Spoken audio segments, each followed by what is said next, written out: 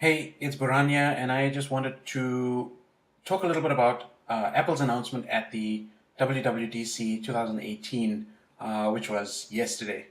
So, Apple has this ongoing war for data privacy, and in light of everything that's gone on, especially this year regarding data privacy with Facebook and data privacy just in general, I've come up with a couple of things. So, in terms of ad tracking and app tracking, right? Apps being web browsers, mobile phone apps, whatever apps you're using on any device. Apple announced at WWDC this year that privacy is obviously the most important thing, and they keep going on about it. WWDC is going on for the whole week, and in almost every single presentation, they've mentioned that privacy is the most important aspect. In light of the fact that there's a whole lot of media coverage around what's going on with data privacy. So apps are tracking you on both, apps are tracking you on browsers, on the open web, through apps, as well as other places. And last year, in 2017, Apple introduced intelligent tracking prevention, which allowed users of Safari to actually block ad tracking on the mobile browser and also on desktop browser. And this was to reduce the ability for apps to track you across website using cookies. Now, in terms of likes, shares, and comments in the presentation, he mentioned likes, shares, and comments without actually mentioning Facebook's name or mentioning Google's name. But he implied that apps like these are tracking users across all these platforms. And in my opinion, and this is what advertisers are using from these apps or from these tools, it's basically these apps, Facebook, Twitter, Google, are using tracking to provide a better user experience, because the more behavioral data they have, the more they can develop their apps to be more user-friendly, to get more engagement, to get people more addicted, whatever their motive is. And also, it's for advertisers to be able to market their products and sell their products online. How do they do it? Through cookies, implemented by businesses on websites, through either Facebook Pixel or Google tracking and remarketing code. Bing uses them for Bing advertising. The Snap Pixel is also available for doing ads on Snapchat. Twitter tracking codes. There's codes for Pinterest and a number of other tools. And there's too many actually to count. Now, in terms of sharing of data, we generally, when we're filling in an opt-in form or we're buying something from an online store, it is a lot safer today because of SSL certificates and better e-commerce, shopping carts, etc., etc.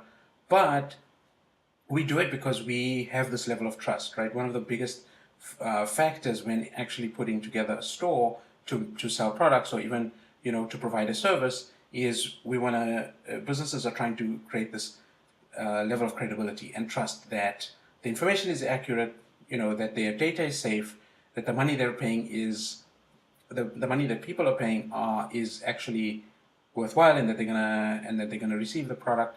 And also, we have to do that because we have to give our billing address if we're looking to buy something and get something shipped over to us, or we need to.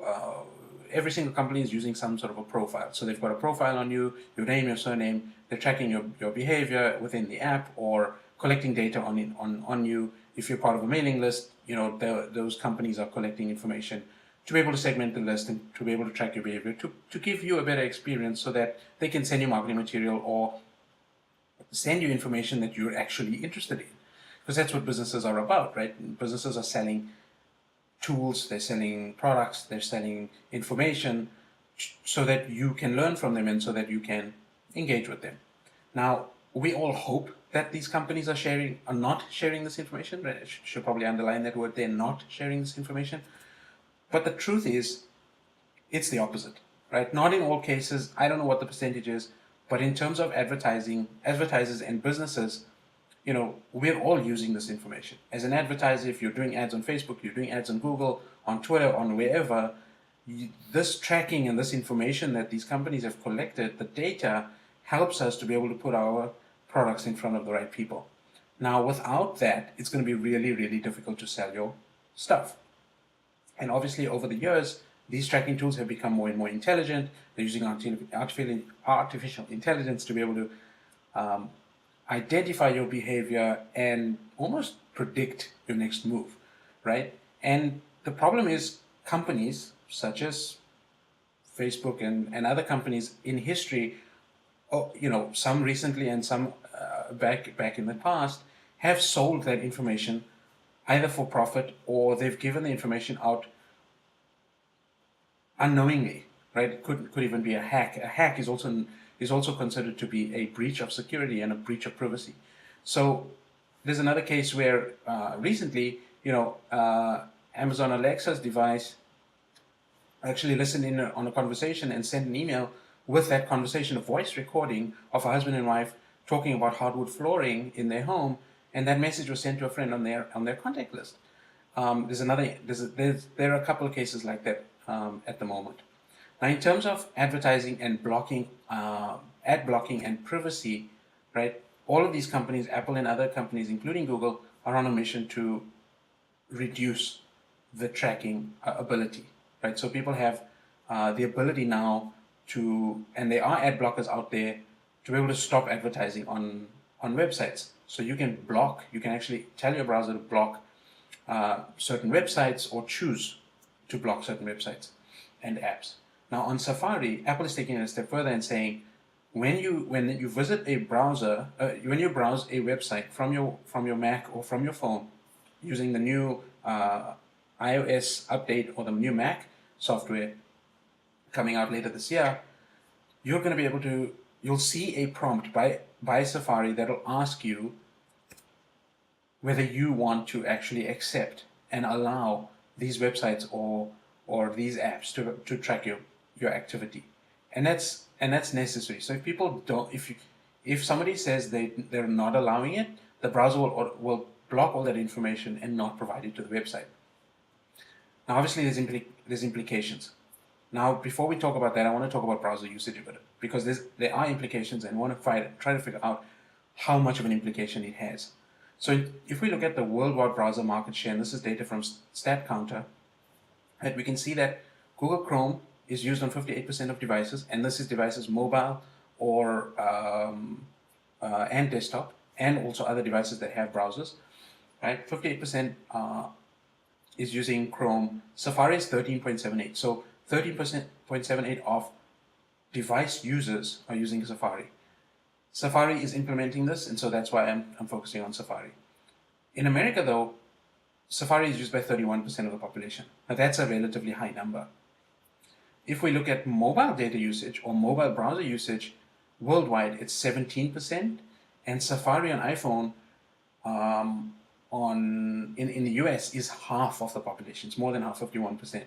So this has actually a bigger impact, because if, let's say, 50% of those people, 50%, so 25% of the iPhone users are actually blocking and not allowing tracking, then that'll affect the overall deliverability of your ads, the overall performance of your ad campaigns, and it'll force you to do a number of things. So let's talk about those. Right? So potential impact on advertisers. I'm guessing that we're going to look at low conversion rates, because retargeting audiences are not going to be as intuitive. It's not going to be a major train smash. We'll still be able to retarget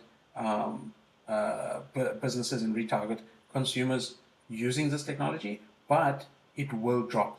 And because of that, the data inside of Facebook, the data inside of Google is going to be restricted. So there's going to be less and less interest in behavioral data, but I'm pretty sure these companies will find other ways to collect the information or make it available to us to use. We may have to, as advertisers, the policies may be more strict. Companies may become more strict in terms of how you're advertising and what audiences you're using.